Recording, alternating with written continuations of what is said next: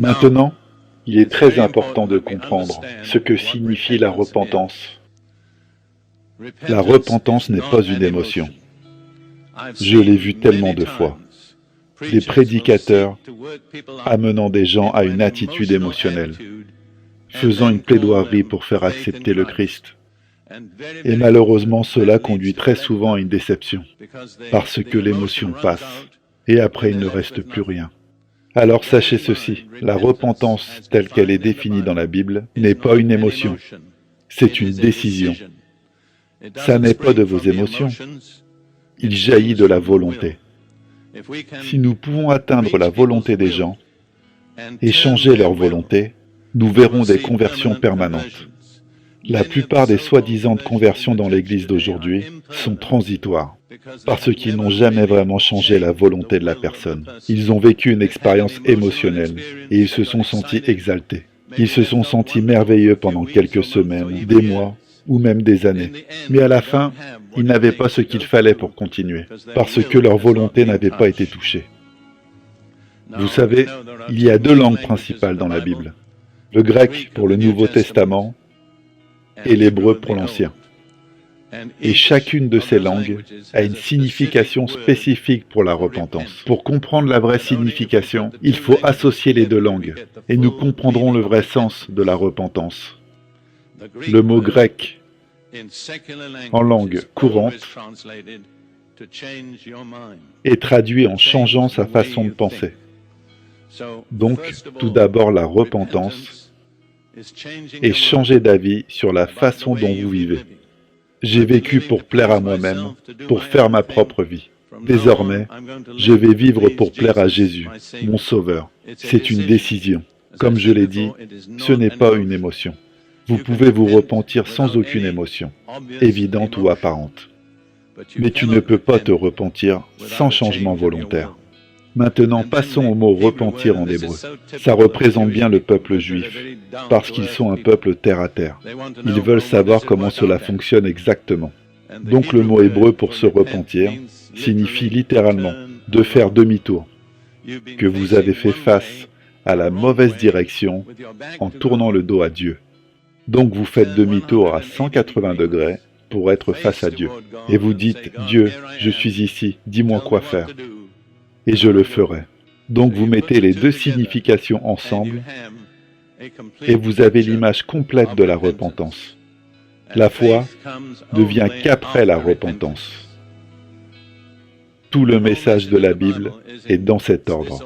Se repentir et croire. Il y a beaucoup de gens, et certains d'entre eux sont ici ce matin, qui luttent pour avoir la foi. La vérité est, vous lutterez toujours pour la foi, si vous ne remplissez pas les conditions pour la repentance. Vous voyez que c'est la première des 6 doctrines fondamentales. Et si vous n'avez pas cette pierre en place à la fondation, votre bâtiment sera toujours bancal. J'ai conseillé au fil des années des centaines de personnes, des centaines de chrétiens qui viennent avec leurs problèmes personnels. Et après toute cette expérience, je suis arrivé à cette conclusion. Au moins 50% des problèmes des chrétiens de profession ou des vrais chrétiens sont dus au fait qu'ils ne se sont jamais vraiment repentis. Ils n'ont jamais vraiment changé leur perception. Ils n'ont jamais vraiment pris la décision. Ils ne se sont jamais vraiment abandonnés à l'autorité de Jésus dans leur vie. Ils sont toujours en train de réfléchir sur des décisions de ce point de vue. Ils se disent, si je fais cela, que va-t-il faire pour moi? Et si je fais cela, qu'est-ce que ça va m'apporter? Quand tu te repens vraiment, ce n'est pas de cette façon que tu penses. Tu penses, ce que je fais ici, ça glorifie Jésus. Si je fais ça, ça glorifie Jésus. Et donc, nous avons une multitude de personnes, je pense surtout les jeunes, mais pas seulement les jeunes, qui sont irrésolus, vacillants. Et la Bible dit que l'homme irrésolu et instable dans tout ce qu'il entreprend n'a pas de solide fondation. Il ne peut donc pas produire un bâtiment solide. Alors je vous invite à réfléchir quelques instants où vous en êtes en ce moment. Et demandez-vous, suis-je réellement repenti? Ou est-ce que je suis irrésolu, indécis? Donc, lundi, mon objectif sera de plaire à Jésus. Mardi, mon objectif sera de me faire plaisir. Vous voyez, le pire, c'est que vous vivez entre deux mondes en fait. Donc, vous feriez mieux de vivre simplement dans le monde vivant, juste pour vous-même, parce que vous êtes une personne irrésolue. Vous avez une personnalité divisée. Nous devons continuer avec la nature de la repentance. Il y a une parabole que Jésus a racontée, qui est l'illustration la plus vivante et la plus parfaite de la vraie repentance. C'est la parabole que nous appelons le fils prodigue. Il y a quelqu'un d'autre qui a dit ça. Ça devrait être appelé le père attentionné. Vous vous souvenez de cette histoire, dans Luc, chapitre 15. C'est le deuxième fils d'une famille aisée, et il décida d'obtenir tout son héritage de son père sans tarder. Et il partit pour un pays lointain, et il y vécut. Il dépensait à tout va, il a fait toutes sortes de péchés. Et quand il eut dépensé tout son héritage, une famine est venue. Et le seul travail qu'il pouvait obtenir, c'était de nourrir les cochons. Rappelez-vous qu'il était juif, donc pour lui, nourrir les porcs était juste le travail le plus misérable. Je ne fais aucun reproche pour les fans de porcs. Je ne dis rien contre eux, mais il se trouve que pour le peuple juif, le porc était juste à l'extérieur. Et le voici, vêtu de chiffon, nourrissant des porcs affamés. Et une envie lui vient, l'envie de se nourrir de la même nourriture que les porcs. Et regardez ce qui arrive au verset 17. Et quand il revint à lui-même, il dit, « Eh bien, c'est le point auquel vous deviez en venir. Tu dois revenir à toi-même. » C'est ce que j'appelle le moment de vérité. Vous devez vous voir tel que vous êtes vraiment. Tu dois te voir comme Dieu te voit. Quand il est revenu à lui-même, il a dit,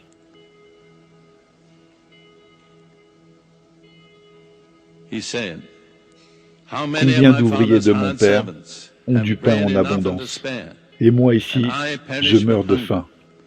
Je me lèverai et je m'en irai vers mon père, et je lui dirai, mon père, j'ai péché contre le ciel et envers toi, et je ne suis plus digne d'être appelé ton fils. Traite-moi comme l'un de tes ouvriers. Voyez-vous les deux éléments? Et il se leva et alla vers son père. Vous voyez, il a pris une décision et il a fait demi-tour. C'est ça la repentance.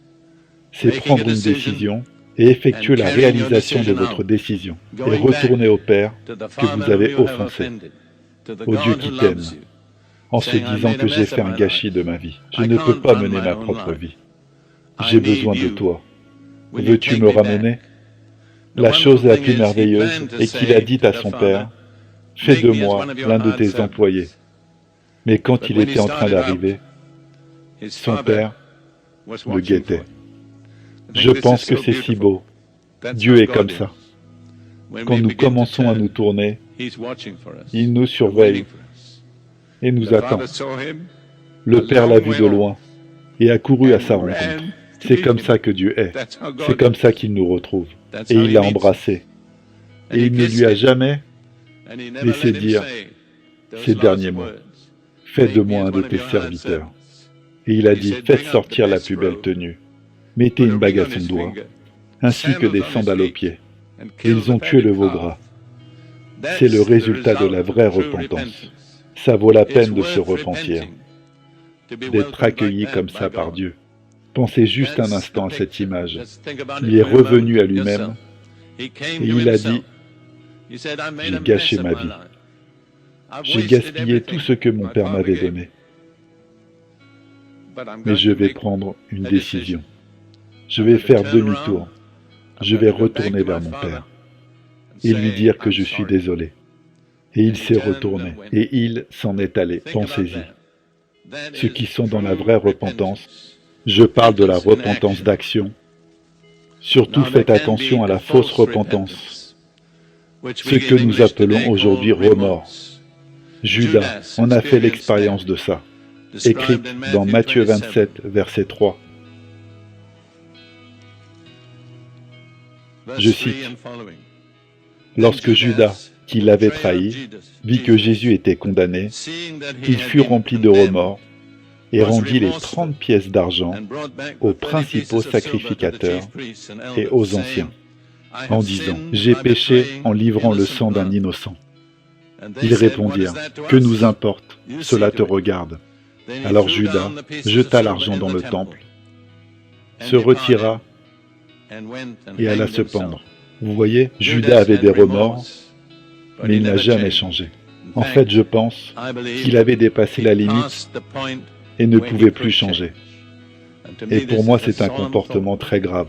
Les gens peuvent dans cette vie dépasser cette limite. Et il ne sera plus possible pour eux de changer. Je pense que le moment le plus significatif de toute vie humaine est le moment où Dieu commence à s'occuper de vous pour vous repentir. Et si vous haussez les épaules en disant « Je ne suis pas intéressé, peut-être plus tard », il n'est pas garanti que Dieu traitera de nouveau avec vous. Le moment le plus critique dans toute vie humaine est le moment où Dieu repent. J'ai la volonté de te reprendre, je t'aime, je te veux.